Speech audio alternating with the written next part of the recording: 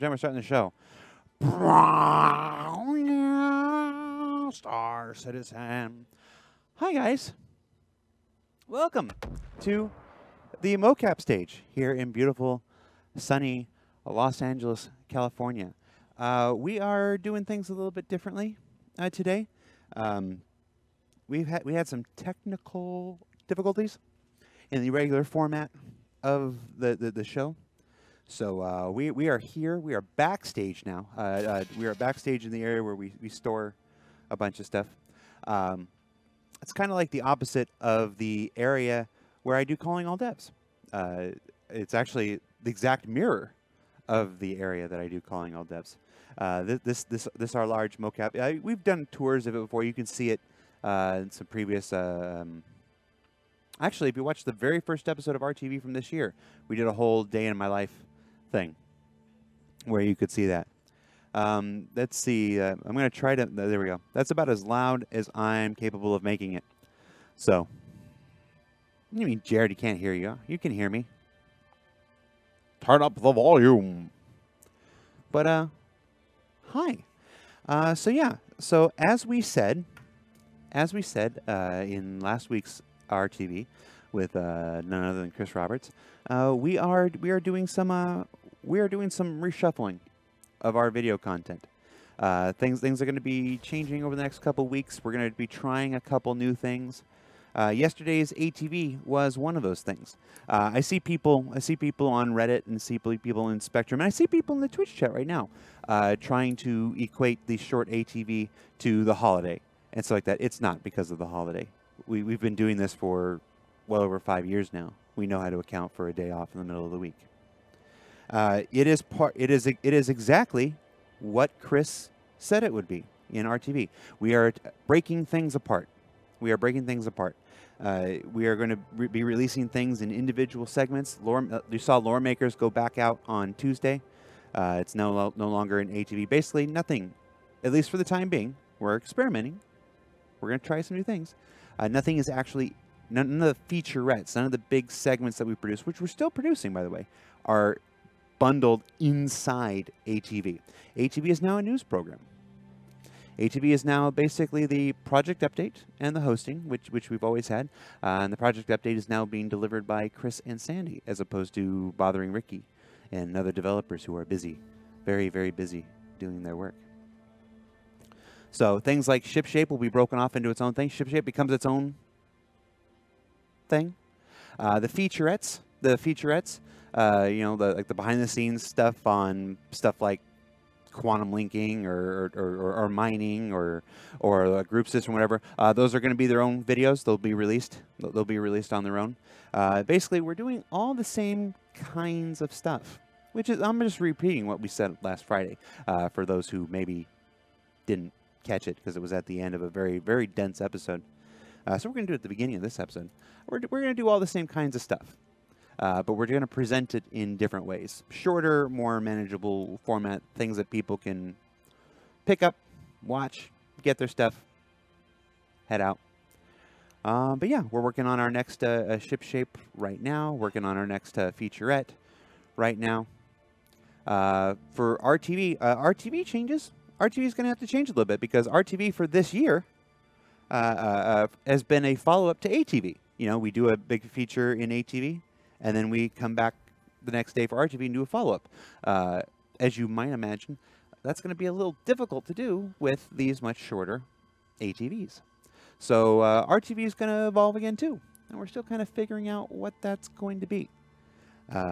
Sometimes it's going to be very much like you've seen it. It's going to be an interview. It's going to be people around the table. It's going to be an hour worth of questions from developers. We're still going to do that. Even when we switched to happy hour last year, we still had those. We call those the happy hour interviews. You're never going to lose the hour-long interview, in-depth interview for the long-time backers and to get your questions asked and whatnot. As long as I'm here, I'll fight for that. We're gonna. I don't have to fight for that. It's an easy win as far as I'm concerned. But we're still going to do that stuff. But in weeks where we don't have that, you know, we're going to do some other things. Some days we're going to play the game. Like I'm going to play the game a little bit here. Some days we're gonna do. Remember the old happy hour game devs when we had Josh Herman come online and try to get me fired for an hour, making a giant crotch spider or a Vandal dog or whatever. We're gonna get back to some of those. I'm gonna get back some of those neat process things. Show how the sausage is made, sort of stuff. But yeah, RTB is gonna evolve and change and stuff like that. We're still gonna have the cool new format that we developed this year. Because I don't know about you. I'm really happy with RTB this year. I'm really happy with the format change and the production value and what we've done with it. And I think from what I see of you guys in the comments that you guys are too. But it's in order to do that, we lost some of the things from last year that we liked, like those happy hour game devs. So I want to get those back. Because I can't do 5 shows a week. We used to do 5 shows a week. Remember 2015, 5 shows a week? So because I can't do 5 shows a week, we're gonna mix and match. Sometimes it's gonna be the RTB like you've seen in this year. Sometimes it's gonna be more like the happy hour game devs. And then occasionally, when there isn't something, when I don't have an interview lined up and I don't have a Jeremiah Lee here to draw a character or something like that, we're gonna hang out. We're just gonna hang out and play the game. We're gonna do that, which I'm gonna do in a little bit because we've been so busy. We've been so busy this year that I'm a little ashamed to admit. I'm not ashamed to admit it. It's just a reality of business that I haven't actually played 3.2. So the last 3 months got away from me. You know, we're sitting there working on all the content that we deliver and stuff like that.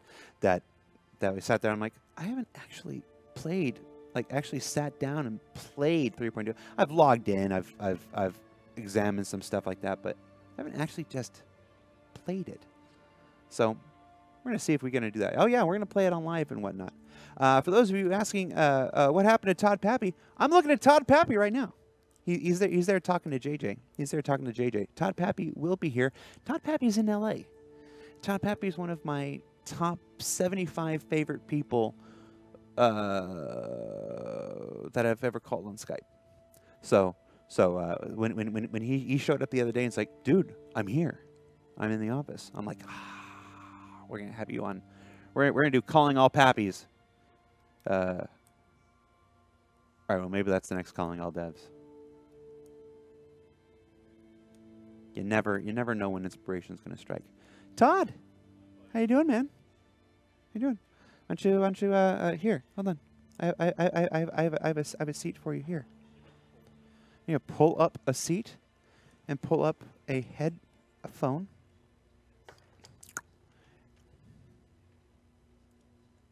Yeah, technically it goes on the left side, yeah. And then we'll give you some, and pull the microphone up. And I gotta figure out which one is yours. So let's see. Test. Did I get it? Yep. Yeah. Move the microphone just a little bit closer to your mouth there.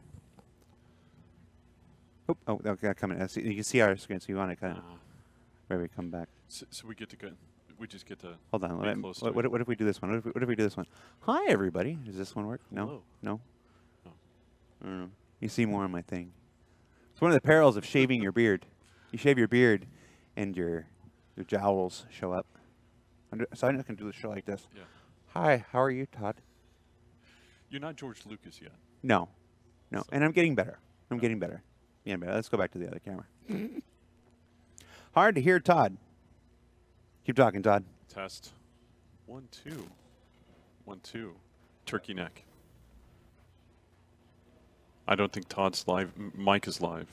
Okay.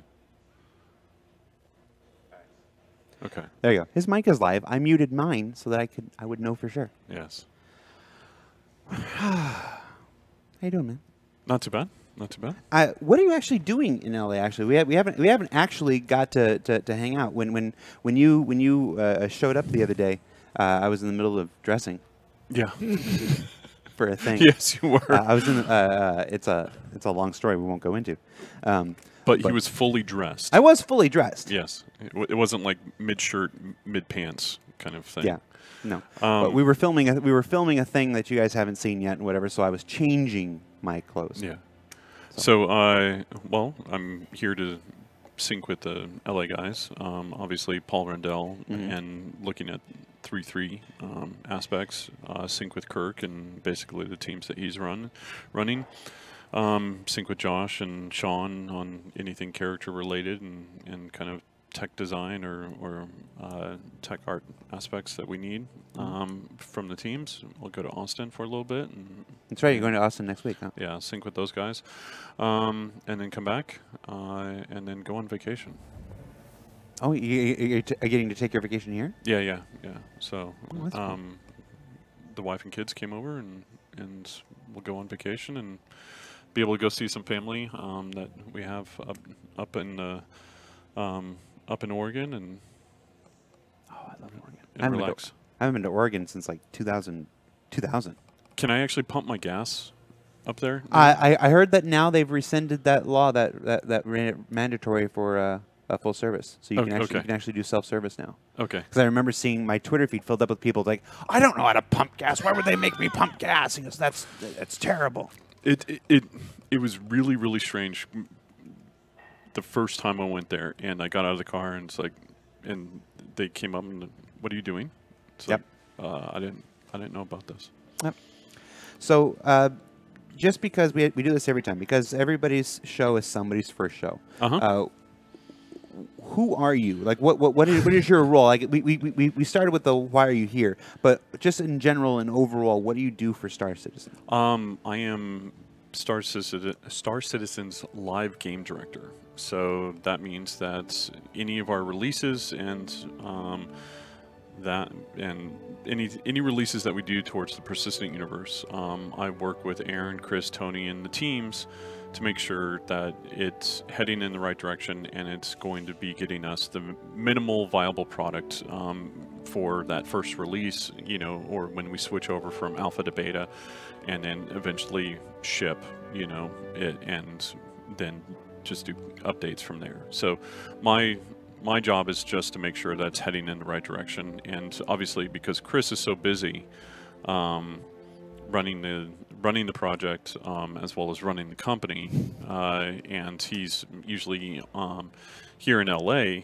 For the times that he's not in LA, then obviously we have Nick, my counterpart for S42, and then myself to help deal with the teams, help answer any questions that they might have, and make sure that it's heading in the direction that CR wants. Gotcha. And guys, we are going to take some questions like normal, whatnot. So if you have a question for Todd, Papy, and it's pretty much anything related to the persistent universe. You can submit your question in either Twitch chat or in Spectrum chat. We got them both of them. You can help me pull them out from the conversation by prefacing your question with the word "question" in capital letters surrounded by brackets. I do want to say I haven't gotten the chance to. I do love chat. Holy crap! Somebody's got arachnophobia. I feel sorry for you. Now, are they talking about the old VHS movie? I had arachnophobia on VHS. Remember John Goodman? If he's doing that to a VHS tape, then that's a little painful. Oh, okay. I read the rest of the sentence. All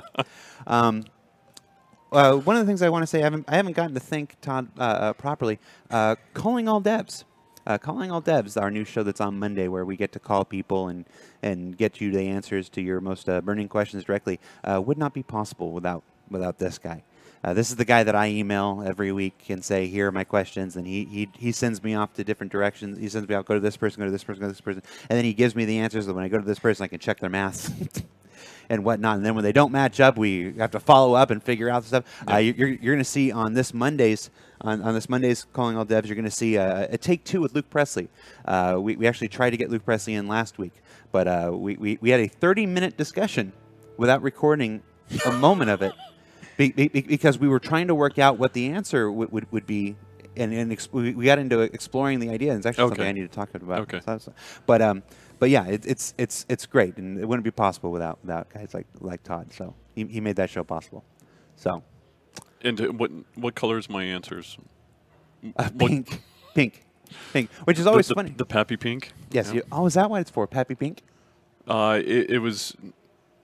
everybody uses red. Everybody uses Yes. blue. Like I wanted it to Nice stand one. out, and then I used to do bump emails, like when you don't get a response, and then you're like a bump, and then every now and then it would be like a 72-point font, bold, pink bump, and I kind of view it as like when you got beat by Dan in Street Fighter 2, as it was kind of like the ultimate humiliation kind of thing. It's the same kind of idea. Got some. See if we have any Dan fans in the chat. Yeah. Probably not. Where was I going with that? Yes, your responses are in pink. So then when I send the question out to developers and whatever, I always include your answer. I always include your thing. This is what Todd says, and then they say pink, and I always get it. Why is that in pink? Yeah. I'm like, have you ever pappied before? Yeah. You ever pappied before? All right. So right off the bat, first question in the chat says, any fix for losing bought weapons and items? Bought which way? Yeah, we need a little more information on that. Stadulator. If you're talking about the UEC melting that's going on right now, yes, that is an ongoing concern. Turbulent is working on it right now. I don't have my Skype open on this computer, but I was just Benoit and the platform team are still on that. They've got most of it going the way they want, but they're still tracking down a couple edge cases. So if that's what you're referring to, it is still in progress. And it's PAPY. It started off as PAPI. Sorry, I saw Like somebody's chat. But like several hundred years ago, it changed to PAPY. Yep. How naked do you feel without the beard, Lando? I feel amazing without the beard. F that beard. So light. F that. I will never do another dev beard ever again. Do you plan on introducing an auction house? Not right now. I mean, I think we want to do player-to-player trading, but auction houses, that's a whole other kit and caboodle. Yep. Do planets and moons rotate around a mother celestial body, like the sun? They rotate. They don't orbit right now. Orbiting is going to take a lot of physics power, and then it might require us to think how we do IFCS or things a little bit differently. It will bring in a fair amount of headaches that we will need to tackle. I know CR wants it, but obviously, I mean, if you think about like traditional kind of game design, traditional maps, like it's not all of a sudden Germany's right next to the States, and therefore makes a 2-minute quantum jump versus a 9-minute quantum jump. Yeah. But these are things that we'd have to take into account and balance, and then also what happens, when players are flying into these things, and then it picking up. It's if this planet's coming in and you're flying this way, or you took off way back there, well, that planet has probably already passed. It presents a lot of challenges, not challenges that we're afraid of by any means.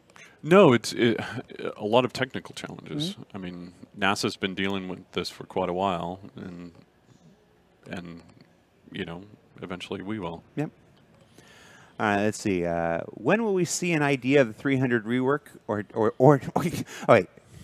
You have two questions. You're asking about the 300 rework and then jump points. I should have read this ahead. Those are two very different things. I'm going to go ahead and do the 300 rework. If you check out the monthly report that just went out yesterday, you will see that we have just begun the very earliest stages of work on that. I would look towards those ATV. Those ATV project updates, which is basically what ATV is for the time being.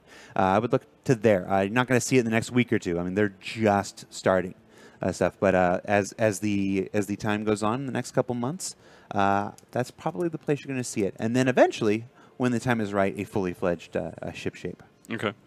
Regarding jump points, first we're building Stanton, and then once we start building other solar systems, then obviously we got to work on how we're going to connect those, and that's where that comes in. 2 cups and a string.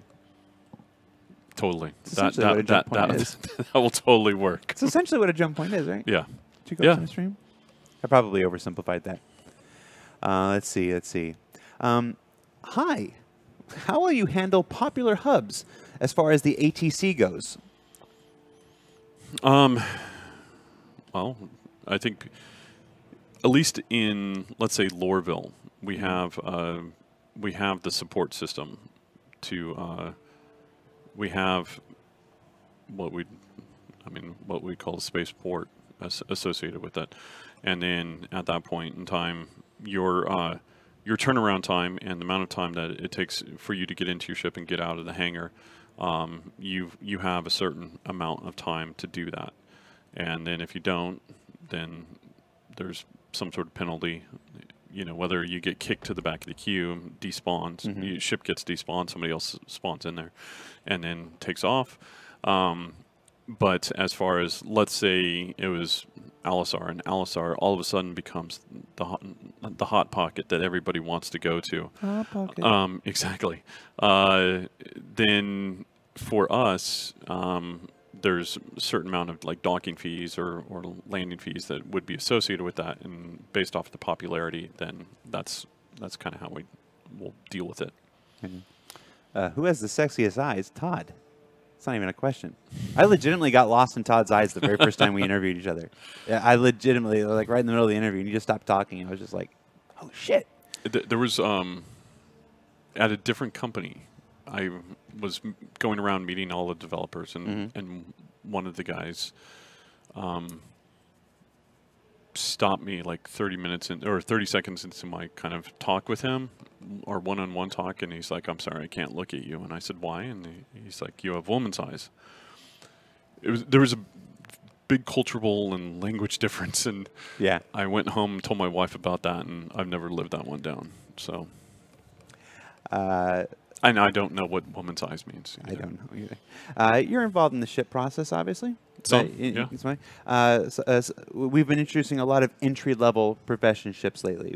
Obviously, we just did the entry-level salvage ship, the Vulture, available now. Earlier this year, we did we did the Vulcan, which was entry-level repair and refueling, stuff like that. I've seen it come up 3 times here. What are your thoughts about an entry-level science ship? It's something we've discussed. So John and I have a matrix of ships, and John Crew, yes.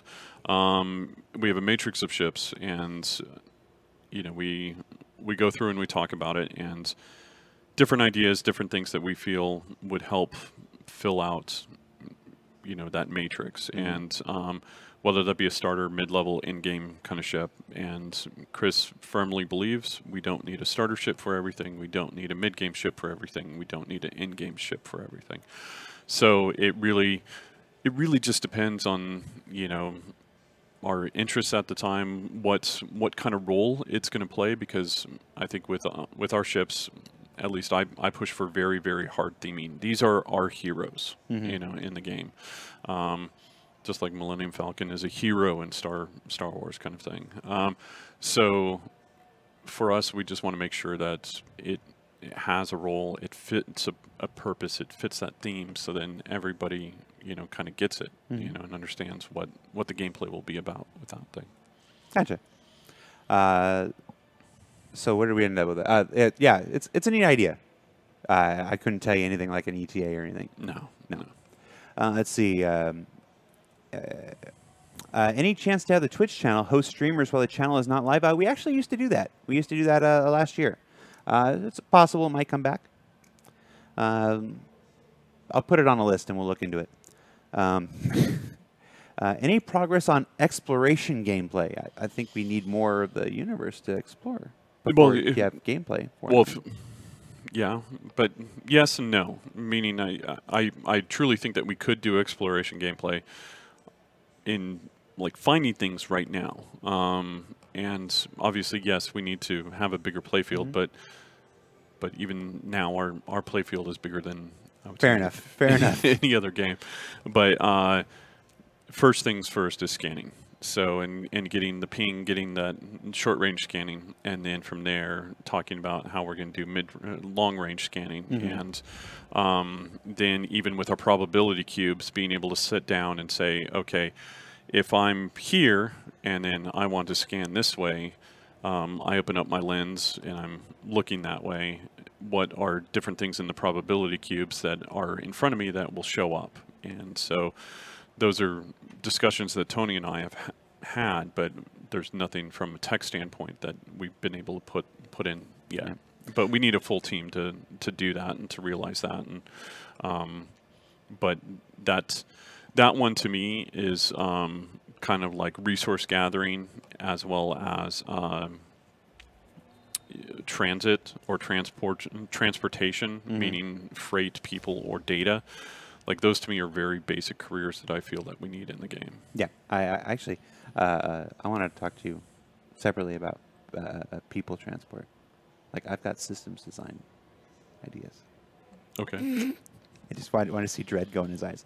No, I'm serious. Okay. It's just well, the first ship I ever got to work on here was the Genesis Starliner. So like literally, I have been thinking about people transit for 3 years now. You want some mixed master? No, I don't want the mixed master. I love you, Tony, but we'll talk later.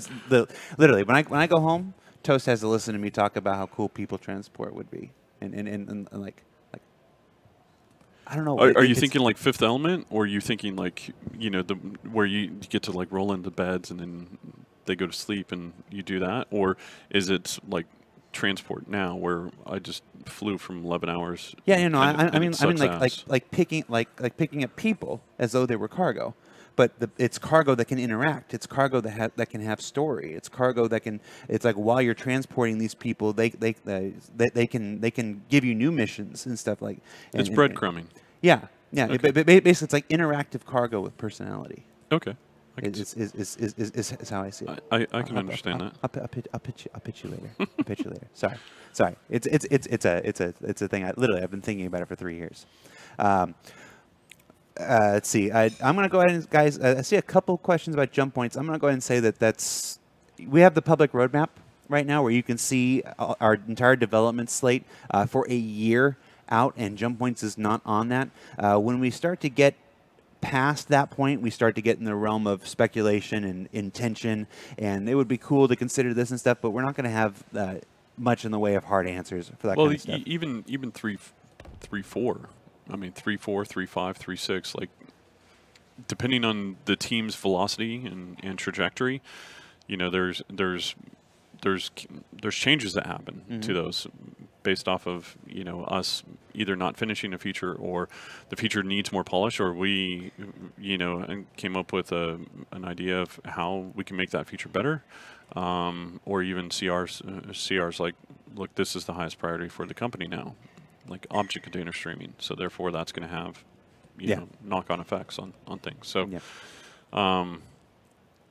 basically, our goal is whenever we're in that quarter, like that thing's fleshed out. We know what we're doing, and then everything else kind of from there is work the problem in front of you. Is our best guesswork. Yeah.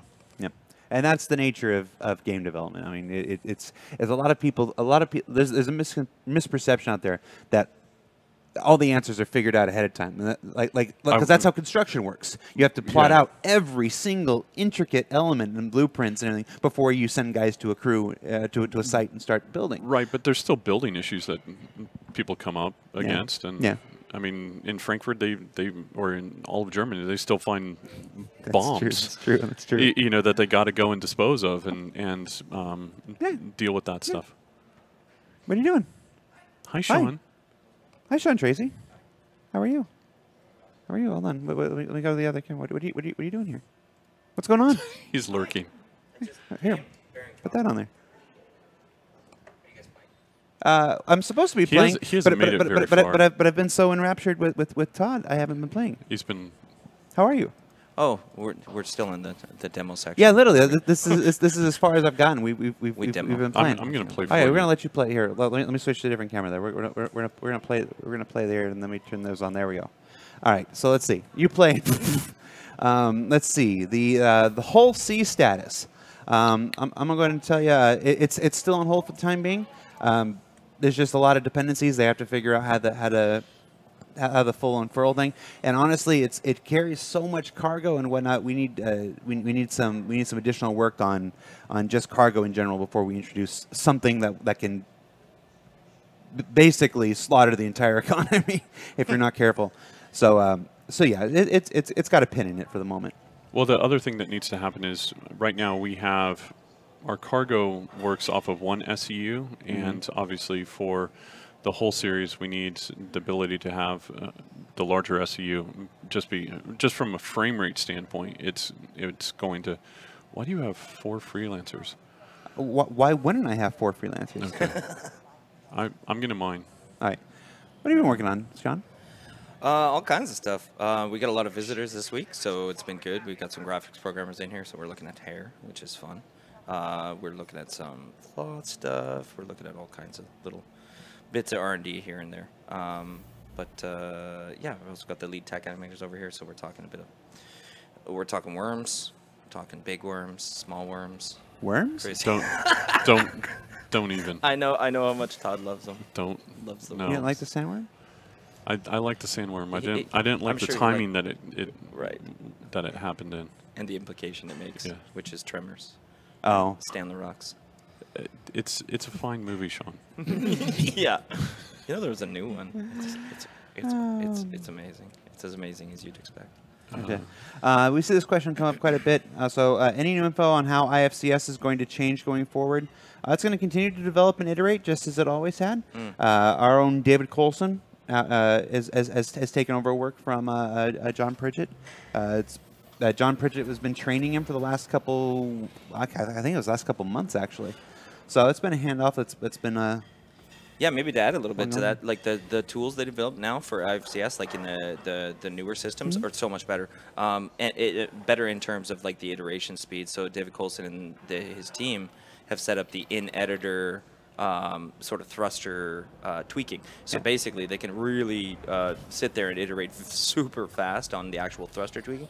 Just to give you an idea, what they had to do before is we have these sort of standalone XML files that they're typing in values, reloading, trying, typing in values, reloading, trying, typing in values. Like it was just the loop. Yes. Even though it's like a 2-minute thing, it's still it's something different when it's just like 2 seconds for them to actually tweak it. So it's pretty cool. I think the tools make it so that they can really hone in the flight better. And I think right now, actually, as we speak, I think we should be going to PTU today with some ESP changes that Coulson has been doing, and so same with God, we gotta fix this. And same with oh, come on.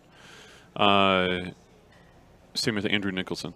Yeah. So like they've been going through and setting that stuff up. So yeah, it's also important to remember that we have a development team that's over 500 people now, and even though you see more developers in our broadcast than you will anywhere else, you're still only seeing a small selection of them.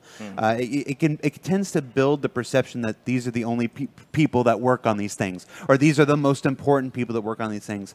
And in some cases, like Todd, that's the case. Not so much with Sean, but oftentimes it's just important to remember that there's a team. There's a team of folks that are working on any given feature. Definitely. So when you see a departure like John Pritchett and stuff like that, because he's the only person you're talking to or you've seen or whatever, it tends to build up perception that, oh no, it's up in the arms, and like there's a team of folks. Only some of us want to subject ourselves to being on video and stuff like that. That is definitely not the norm for a typical programmer. You know.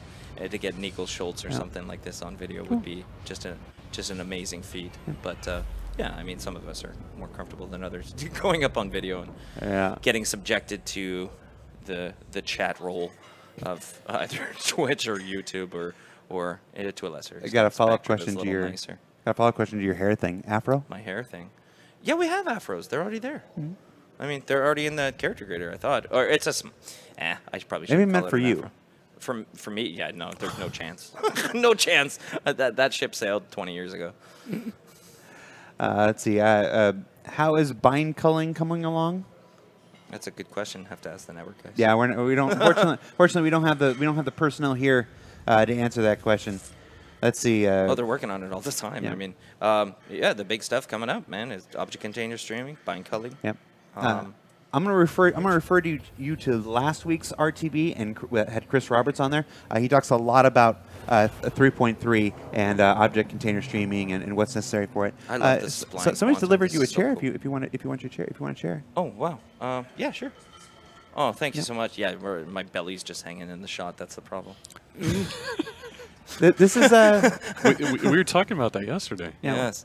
Yes. Todd was very kind to me. Yeah, you're watching the Hangout. He knows how to motivate me, though. You're watching the Hangout stream. No, that's cool. Let's see. Disco Lando, how much UEC can we now buy via the RSI store? I actually don't know. I think there's still a daily cap. There's just not a max cap anymore because people had just superseded that already. So I think at the moment there's no max cap, but there's still a daily cap, and I think it's 25,000. But that's not a thing that I'm confident enough that I would say you should quote me on that. You could just go to the website and try to buy a lot of USC right now, and then you could tell me. It's a marketing answer. All right, let's see. Is he playing on live, or is it he's the playing. PTU? He's playing on live. Cool. I was watching. What moon are you approaching right now? Yellow. Yellow. You ever hear that Yellow Yell song? Yes. Do you want to hear it again? No. No. No. Okay. What is the issue with MFDs and HUDs that go blank depending on where you look in the cockpit?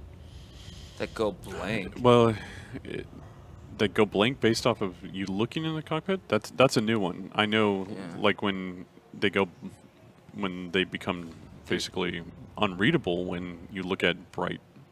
Sure. Bright areas, but that's something that Zane and Ali are very aware of, and there is viewing angles. I want them to fix. Yeah, there is viewing angles on the screen. Like the screen will be more or less readable. Like there's a sweet spot to the monitor shader and the UI, but I doubt that's what they're. And that's because all our screens are diegetic in the universe. It's just like you would see in real life. Yeah, and the shader that works on top of it is pretty cool because then it just has an angle to it.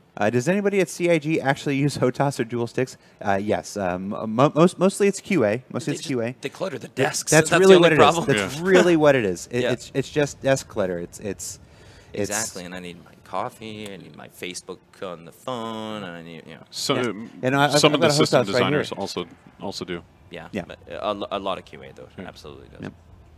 And I hope you guys noticed that the hardware IDs got fixed up. This was way back to my old.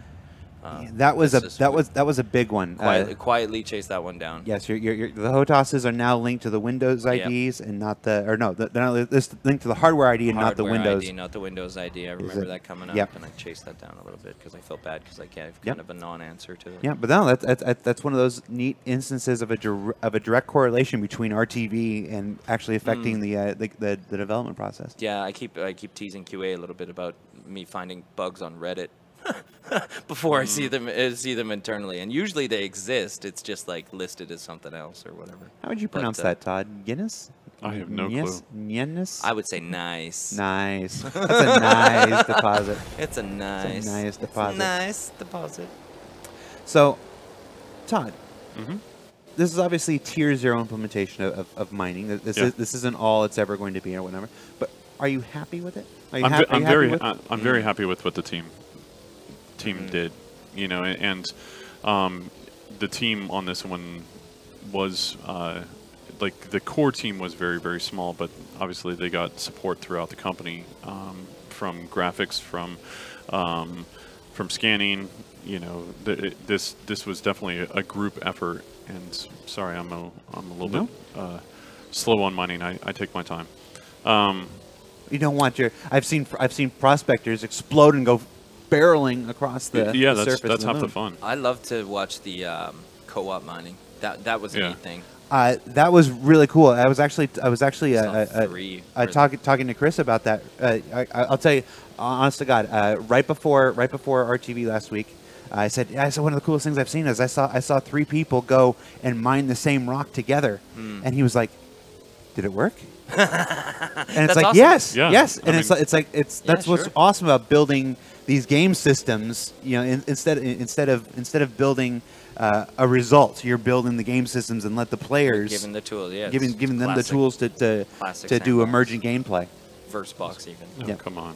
It reminds me of the first time we saw a ship in Quantum. It was a Starfare, and then a Merlin backed out of it, and it was also still in Quantum. And it's in Quantum. We were like, "How is?" Oh yeah, you I remember that we was, were there was both like a looking at it. 2-hour-long Yeah. conversation in team Like, chat on that Skype. worked? Like everybody in the team trying to figure out how is that working. Like what did we do Yeah. that made it so that ship that left another ship in Quantum could stay in Quantum? sure. And cool. And like, oh yeah, it was this system working with this system, and it was really cool. Sure.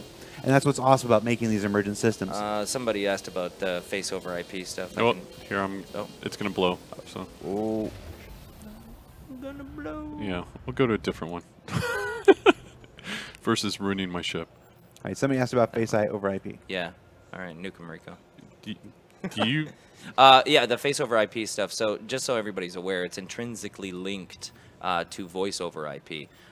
Just to give you an Because idea of the the face comes from the voice. that's correct, actually. And the way we actually couple the data together, it's the way we synchronize the face and the voice together. So let me give the classic, I guess, Sean explanation, where I want to give you all the stuff beforehand. So VoIP itself has, yeah, a certain amount of data throughput, but to give you an idea, the actual face data on top of that is about 1/10 of what the actual VoIP data is, because when we're sending the face stuff, it's actually we're embedding in on the same data stream as the VoIP stuff, and it's nice because it's not that much overhead that actually connects into the VoIP transfer protocol. Mm-hmm. So we don't send like JPEGs or video or images or anything like that to the client. We approach it very much under the same mentality as we approach it very much under the same mentality as we approach it. I got like crazy. Yep, it's done. feedback. I fixed it. Okay, so we approach it under the same mentality as we approach procedural planets or anything like that, which is we send the instructions to the client to how to rebuild what's happened on your client, basically. So we send a whole bunch of data over, the client rebuilds it, but it's all connected to that VoIP data. So what's more important for VoIP is that VoIP works, and what's important for VoIP to work is that the group system works, and that basically is chat, group system, and all the rules that go around that. So the VoIP stuff is more or less complete as in terms of me sitting here with a webcam driving my face. That works. Hook it up to the character creator or whatever. We'll have some fun with it.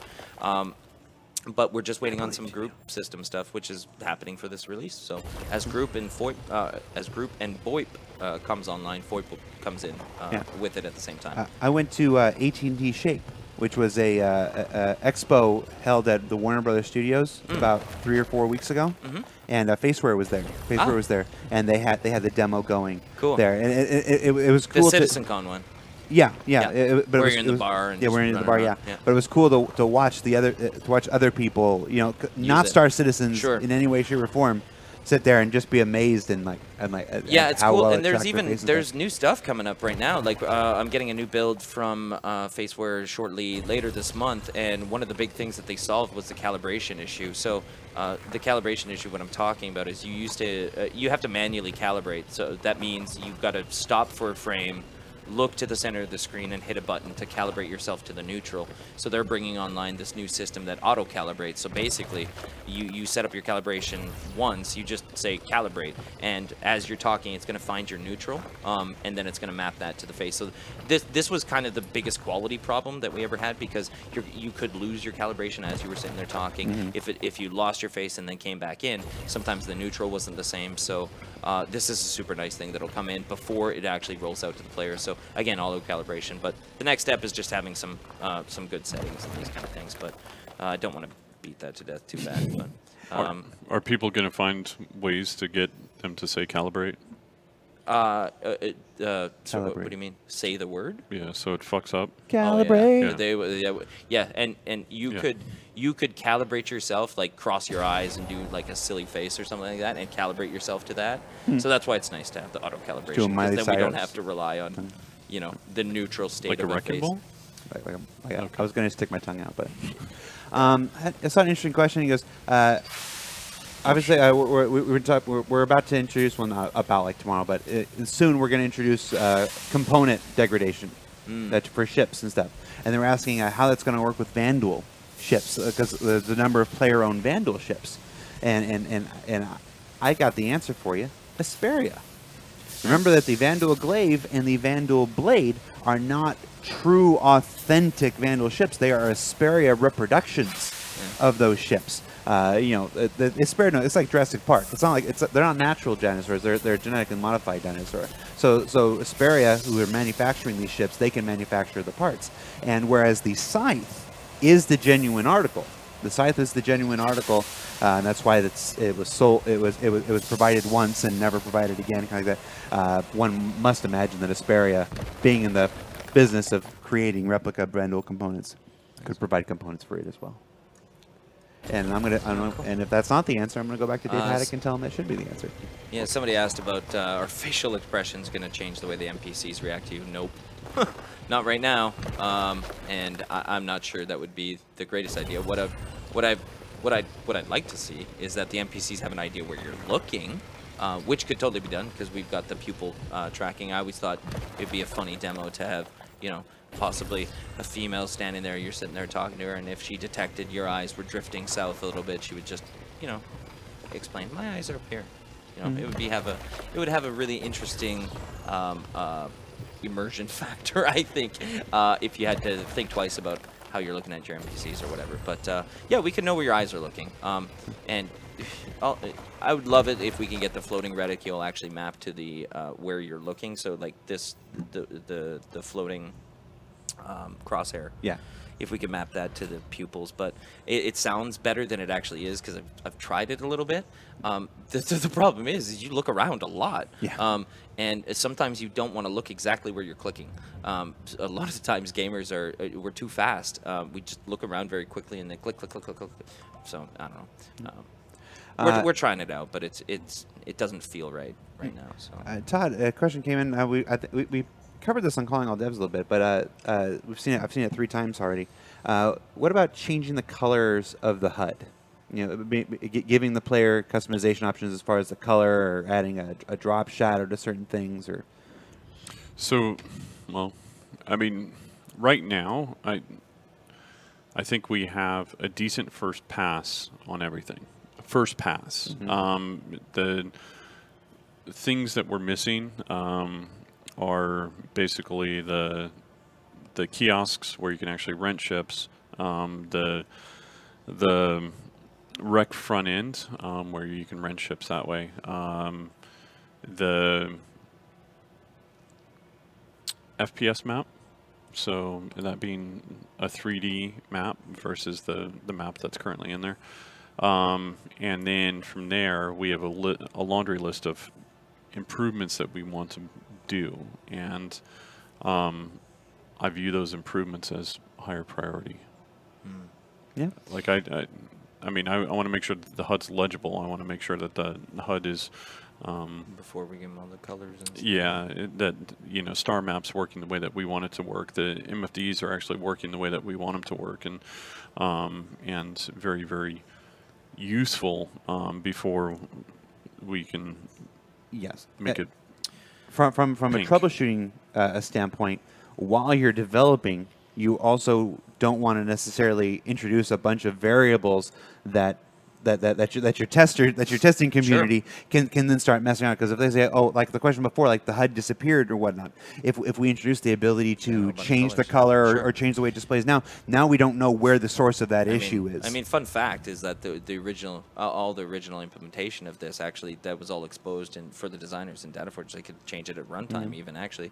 And I think for a while, actually, even one of the really, really early releases of Arena Commander, like back pre like 1.0 type stuff, they were changing the colors, but exactly to your point, it just became a problem of constantly iterating against the possible color that the guy has. So I mean, it's going to have to be a more clever solution than just colors. The short answer is that it's not done. We're still working on it. What else do we got here? How you doing, Todd? Good. I didn't. Thank you for playing the game, because I can't talk and play at the same time. It's another VoIP. These are just the common question I'd like to answer on the VoIP and track IR. So just to people ask, does FOIP do track IR, and it's actually 2 different systems. It's part of FOIP, but yes, there is head tracking. It is not a replacement for track IR, though. There is latency that exists in the webcam implementation that wouldn't exist in the track IR situation. Is it cool for flying around and just kind of looking around? Yeah, totally. Is it good for combat? Hell no. I've tried to aim with it, and it's just there's a little too much latency in it. It's a nice experience. It's still really good for head tracking, but it's not for combat by any stretch of the imagination. So yes, that will absolutely be supported. It already is. It's on a shortcut to the for us right now in the editor, but generally it's going to be an enable in the options. It's going to be up to you whether you want that on or not. And it's not like we're talking right now about what actual features you're enabling or not. And the big differential is that we're going to make FOIP and the face tracking one thing, and then the head tracking another thing. So basically, you can enable one or the other or both if you want. And that's that. But yeah, you'll be able to have the head tracking, and I was just playing around with it. Yeah, we just got to tweak the multipliers because right now it feels noisy, so it's a little too amped up. And that's about it. Question says, why did the Harbinger and Sentinel get delayed? Delayed's a bit of a misnomer. We had a schedule for all of our ships at one point, and then we revised the schedule for all of our ships, and then we revised the schedule for one of our ships. It wasn't anything specific for the Harbinger and Sentinel. It's a matter of priorities. It's as we know, as you know, as like something like mining comes online, obviously a prospector is going to get higher priority. As needs for Squadron 42 arise, those ships get priority, which is why you have something like the Reclaimer playable now, because it was necessary for Squadron 42, as you saw in the vertical slice last year. It's just the priorities change. It's not a decision generally related to one specific ship or another. It's an overall global thing. It also has to do with availabilities. Not every ship artist is appropriate to work on every ship. You know, some artists have a style more akin to Origin, and some artists have a style more akin to Drake. And as those artists become available and stuff like that, you tend to rearrange things. Okay, this person's available, so you know we move that to them. Or this person will be available, so we give them a ship that's appropriate for them to work on. There's a lot of factors. There's a lot of factors that go in. And like most things in game development, there's not just one reason for any. Generally, you don't try to change out your artist halfway through a painting. So that's kind of the same mentality. Yeah, and it's like for any kind of art. You wouldn't. Robin De Niro is a great actor, but you wouldn't ask him to play Dorothy in Wizard of Oz. Oh, I would. Okay, so would I. That's a bad example. I would do that too. I would totally dig that. So you have to look at your team. You have to look at the strengths of their team. You have to look at the availabilities of your team. Then you have to look at the needs of the game, and then you have to find the places where those match. Put those together when it comes to scheduling spaceships. Why are you being funky? Let's see. Do we get bonus rep for staring into their eyes? Will there be such a thing as Papy eyes? Please no. No. We can't put Papy eyes in the game. Nobody would get anything done. Please no. Just be there staring at NPCs all day.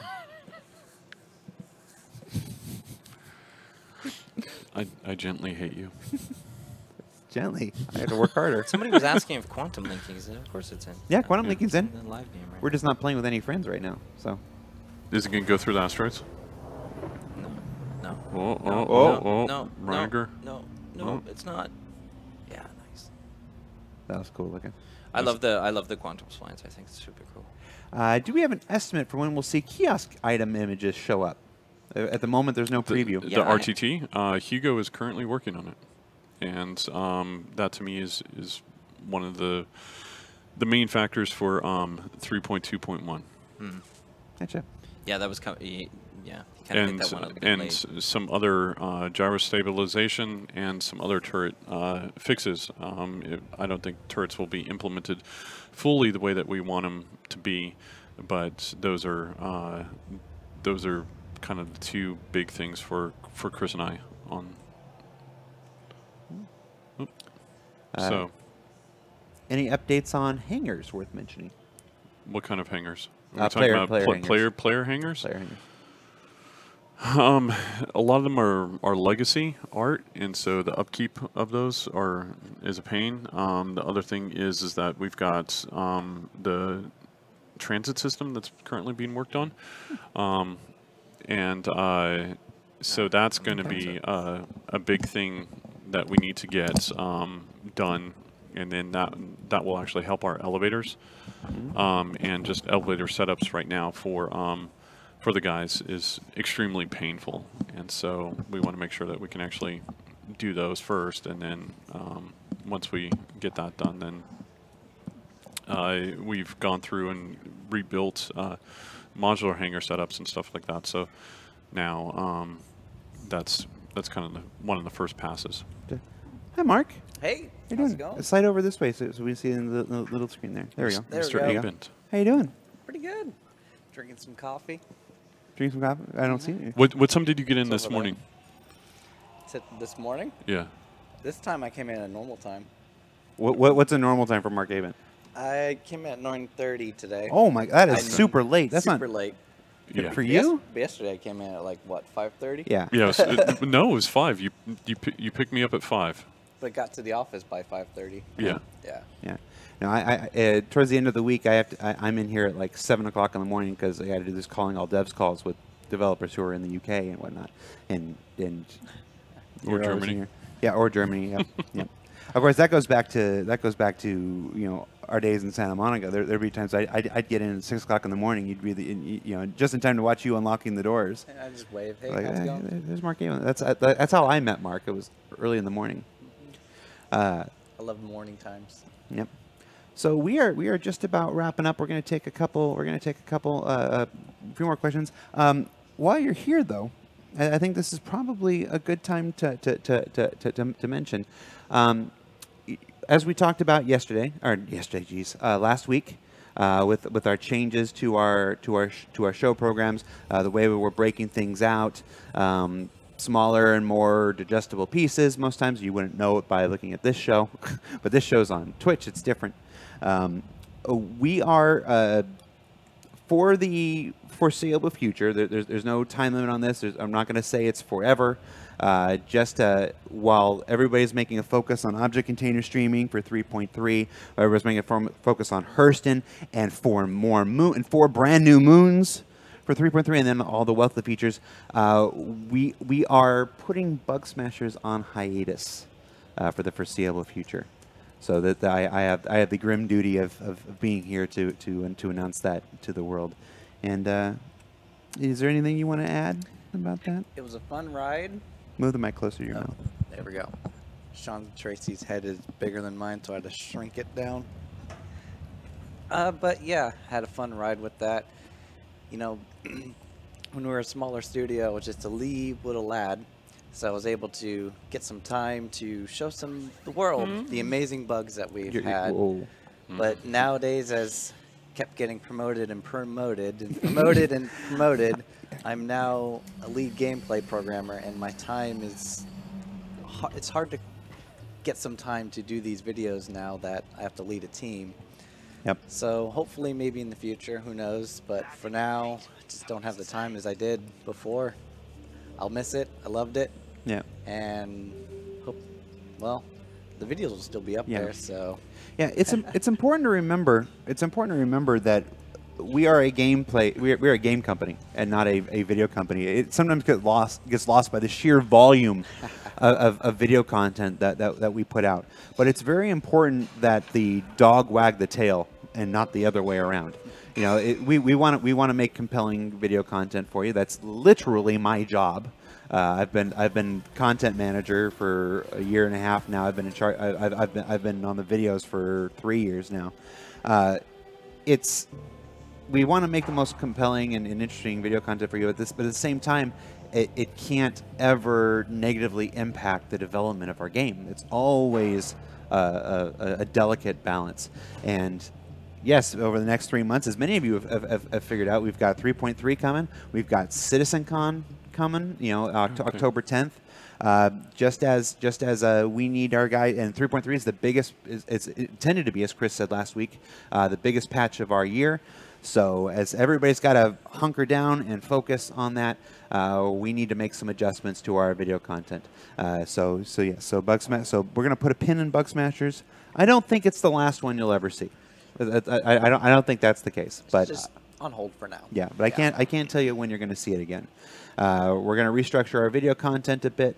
ATV is just going to be more news focused and updates of the week for a while. We're going to try a couple different things. You're going to see a couple different changes to ATV over the next couple months. You may have already noticed in this week's while it was much shorter, we do have the on-screen graphics over the shoulder stuff and branding where we're still tweaking some stuff. Ship shape's going to break out as its own thing. We're still going to do the RTV follow-ups to those things, so we're still going to do the question and answer stuff. Calling all devs isn't going anywhere. So yeah, at least not yet. Anyway, nobody's telling me nothing. But yeah, I just wanted to have you on and thank you for your service. Well, I just want to thank the fans because if it wasn't for them, we wouldn't be able to make it. Yeah. Do you know how many episodes of Bug Smashers we've done? I lost count. Do you know how many? I do, but I don't remember it right now. I looked it up beforehand, and then I've absolutely forgotten now. There was a point where it was like every other week. Yeah. Yeah. For a couple of years, it was every single other week, and then there's the episodes that were embedded within ATV, and then we broke out, and there was at least 100 episodes after we broke it out. So yeah. 100 episodes of Bug Smashers? Oh yeah. Oh shit. That's you do know how many? It is 74. Those are 74 of the broken out ones. Yeah. But remember, we did it for a whole year inside ATV. Oh, that I don't know. Yeah. So, well, when it was its official show, it was 74. Yeah, but you got to count. You got to count the episodes of Bug Smashers that aired inside. I really think we crossed the 100. I really think we crossed the 100. Oh yeah, that's possible. Yep. That's a lot. How you doing, Justin? I'm doing good. I just wanted to come say farewells with one of our beloved shows. Well, hiatus farewell. Maybe it'll return. I love the It'll return low-res rebooted console, by the way. Fox Yeah, in the team place did a good of job on that. American Idol. Yeah. Yep. All right. Well, I'll let you get back to work. Thank you for stopping by, dude. Well, until next. Well, I don't know. Until we'll see. We'll see you on Yeah. RTV, or we'll see you on ATV, or whatever, or whatever. You're not going away or anything. You're just No, just gonna be hiding in the you're back gonna be working corner. more. That's all. I'll be in the back corner. When you flick on the light switch, I'll go. All right. All right. See you guys Later, later. man. All right. So, how much money did you make me? I don't know. I wasn't even thinking on this stuff right now. Because you're playing on my character. You see, I have 33,000 AUEC right now. Well,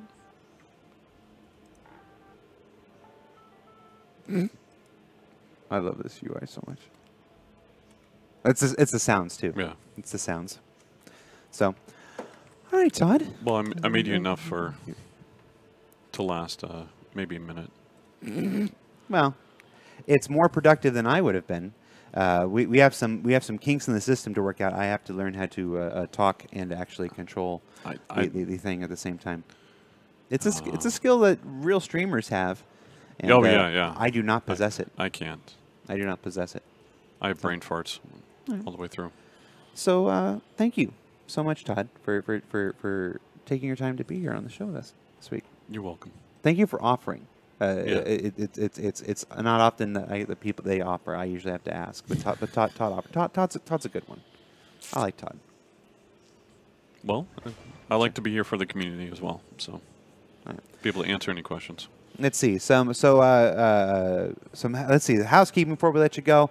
We had that 4th of July fireworks contest that happened on Wednesday. I think the winners for that are being announced today, if they haven't already. But check Spectrum if you entered that and want to see if you won. I saw some amazing images in there. Our ships do blow up good. We've also got the 600i commercial contest that's going on right now. It's your chance to help us make a ship commercial for the 600i and win fabulous fame and fortune in response. Additionally, the Drake Vulture, a salvage ship, the Q&A for that post went up Wednesday as well. So if you've seen the ATV ship shape segment, if you've seen the RTV interview segment, now you've got the Q&A for more information about that ship than you can shake a stick at. You can check that out, and the promotion for that wraps up on Monday, if I'm not mistaken. It's possible there might be another week to it, but it's wrapping up soon. So if you're still been on the fence about the Vulture, you can check those 3 resources and see if it isn't the ship for you. With that, we'll be back on. Hold on. please, both of you, stare into the camera. Okay, we'll do that. We'll do that at the very end. Then Monday, calling all devs. We'll be right back here. We got a twofer. We got John Crew and we got Luke Presley, vehicle pipeline director, and Luke Presley's a Star Citizen live game designer. Basically answering your ship questions and answering your questions about the persistent universe. It'll be another good one. So for Reverse the Verse Happy Hour Bonanza. We don't have a name for whatever this format is. I'm content manager for global video production, Jared Huckabee, and I'm Todd Papy. And you do Star Citizen live game director. And now we're gonna stare lovingly into the camera until we end the show. Hold on, let me get this right there. There we go. Okay. Hold on, wait. Smolder. All right, hug it out. I don't know how to smolder. Hug it out. I don't know how to smolder. Thanks for watching. For the latest and greatest in Star Citizen and Squadron 42, you can subscribe to our channel, or you can check out some of the other shows, and you can also head to our website at www.robertsspaceindustries.com. Thank you very much for watching.